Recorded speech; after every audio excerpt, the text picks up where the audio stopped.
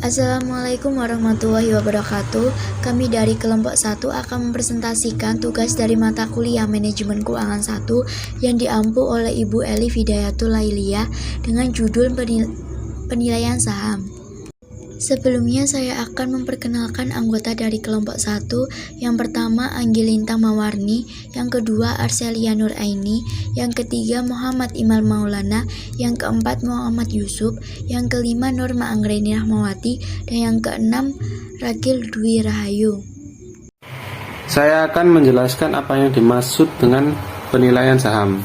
Penilaian saham adalah metode penghitungan nilai-nilai teoritis dari sebuah perusahaan dan saham mereka. Kegunaan utama dari metode ini adalah untuk memprediksi harga pasar di masa depan. Untuk menentukan nilai saham, pemodal harus melakukan analisis terlebih dahulu terhadap saham-saham yang ada di pasar modal, guna menentukan saham atau melakukan portofolio yang dapat memberikan return optimal sebagai berikut. Yang pertama adalah nilai intrinsik dan nilai pasar. Nilai intrinsik dan nilai pasar. Dalam penilaian saham dikenal adanya 3 jenis nilai, yaitu 1. Nilai buku. Nilai buku merupakan nilai yang dihitung berdasarkan pembukuan perusahaan penerbit saham. Yang kedua, nilai pasar adalah nilai saham di pasar yang ditunjukkan oleh harga saham tersebut di pasar. Yang ketiga adalah nilai intrinsik atau dikenal sebagai nilai teoritis, adalah nilai saham yang sebenarnya dan seharusnya terjadi. Yang kedua yaitu tujuan penilaian saham. Penilaian saham perlu menganalisis saham terlebih dahulu sebelum melakukan keputusan investasi agar dapat menghitung tingkat risiko dan tingkat pengambilan atas saham yang dinilai sehingga mempermudah proses pembuatan keputusan investasi. Yang ketiga yaitu teknik penilaian saham, merupakan pendekatan yang paling banyak digunakan untuk menilai harga suatu saham adalah pendekatan tradisional.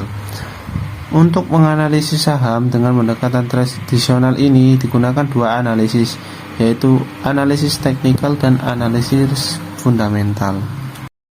Ciri-ciri saham ditinjau dari segi kemampuan dalam hak tagih atau klaim dan di dalam pasar modal.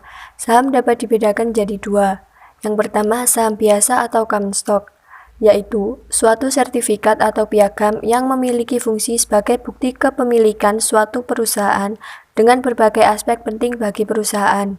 Yang kedua, saham preferred atau preferred stock, yaitu surat berharga yang dijual oleh perusahaan yang menjelaskan nilai nominal, atau saham yang pemiliknya akan memiliki hak lebih dibanding hak pemilik saham biasa. Adapun ciri-ciri dari saham biasa adalah: yang pertama, dividen dibayarkan sepanjang perusahaan memperoleh laba. Yang kedua, memiliki hak suara. Dan yang terakhir, hak memperoleh pembagian kekayaan perusahaan. Dan ciri-ciri dari saham preferred adalah: yang pertama, memiliki hak paling dahulu memperoleh dividen. Yang kedua, tidak memiliki hak suara. Yang ketiga, dapat mempengaruhi manajemen perusahaan, terutama dalam hal pencalonan pengurus. Yang keempat, memiliki hak pembayaran maksimum. Dan yang terakhir, jangka waktu yang tidak terbatas. Yang selanjutnya ada pasar saham atau yang biasa kita sebut dengan bursa efek. Pada dasarnya, bursa efek adalah sebuah pasar, namun pasar ini berkaitan dengan pembelian serta penjualan efek pada sebuah perusahaan yang telah terdaftar di bursa. Di bursa ini sendiri memiliki arti sebuah tempat jual beli. Bursa saham biasanya menjadi salah satu komponen yang paling penting di sebuah pasar saham. Di pasar saham ada jenis-jenis pasar saham dan ada tugas dan peran Bursa Efek Indonesia. Yang pertama, jenis-jenis pasar saham di bursa efek. Ada pasar reguler, yang merupakan sebuah pasar yang dimana perdagangan efek di bursa yang dijalani berdasarkan proses tawar-menawar secara lelang yang berkesinambungan oleh para anggota di bursa efek. Kemudian ada pasar negosiasi. Pasar negosiasi ini adalah sebuah pasar yang mana perdagangan efek di bursa dijalankan berdasarkan tawar-menawar secara langsung dan secara individual, akan tetapi tidak secara langsung atau lelang yang penyelesaiannya dilakukan berdasarkan kesepakatan para anggota bursa efek. Yang selanjutnya ada pasar tunai, yaitu pasar di mana perdagangannya efek di bursa dilaksanakan berdasarkan proses tawar-menawar secara lelang yang berkesinambungan oleh anggota bursa. Kemudian yang kedua ada tugas dan peran Bursa Efek Indonesia.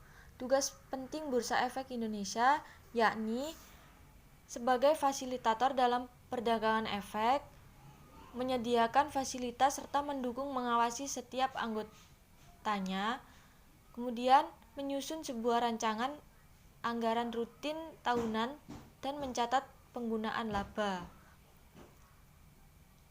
Kemudian ada peran penting dalam bursa efek di Indonesia. Yang pertama sebagai fasilitator pada perdagangan efek. Yang kedua sebagai pengawas jalannya transaksi efek. Mekanisme perdagangan saham. Mekanisme perdagangan saham ada 3 kategori, diantaranya 1. Mekanisme perdagangan saham di pasar sekunder. Perusahaan ini tidak menerima uang baru ketika terjadi penjualan saham dalam pasar ini. Pasar sekunder adalah perdagangan saham yang beredar dari perusahaan terbuka yang telah mapan. Yang kedua, ada mekanisme perdagangan saham pada pasar primer. Manajemen perusahaan dapat meningkatkan jumlah saham ditempatkan setelah memperoleh persetujuan dari pemegang saham yang biasanya diberikan tanpa banyak pertanyaan. Tambahan saham yang dijual oleh perusahaan publik yang telah mapan atau bisa disebut dengan pasar primer. Yang ketiga ada pasar IPO. Pengertian dari pasar IPO adalah penawaran saham perdana oleh perusahaan tertutup kepada masyarakat umum. Transaksi dalam saham ini disebut dengan go public.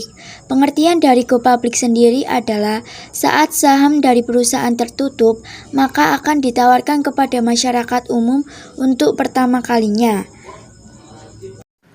Selanjutnya ada penyelesaian transaksi bursa. Penyelesaian transaksi bursa merupakan kewajiban KPEI, yaitu Clearing Penjaminan Efek Indonesia, untuk seketika langsung mengambil alih tanggung jawab anggota kelompok yang gagal memenuhi kewajibannya berkaitan dengan penyelesaian transaksi bursa dan untuk menyelesaikan transaksi tersebut pada waktu dan cara yang sama sebagaimana diwajibkan kepada anggota kelompok yang bersangkutan. Berikut 2 metode penyelesaian transaksi bursa. Yang pertama ada pasar reguler dan pasar tunai. Penyelesaian transaksi bursa di pasar reguler dan pasar tunai antara anggota bursa jual dan anggota bursa beli dijamin oleh KPEI. Yang kedua ada penyelesaian transaksi bursa pasar negosiasi, yaitu merupakan penyelesaian transaksi bursa di pasar negosiasi dilakukan dengan pemindah bukuan secara langsung oleh anggota bursa jual dan anggota bursa beli dan tidak dijamin KPEI. Sekian apa yang dapat kami sampaikan. Apabila ada salah kata kami mohon maaf yang sebesar-besarnya, dan bila ada yang ingin ditanyakan dan memberikan saran kami persilakan. Akhirul kalam, wassalamualaikum warahmatullahi wabarakatuh.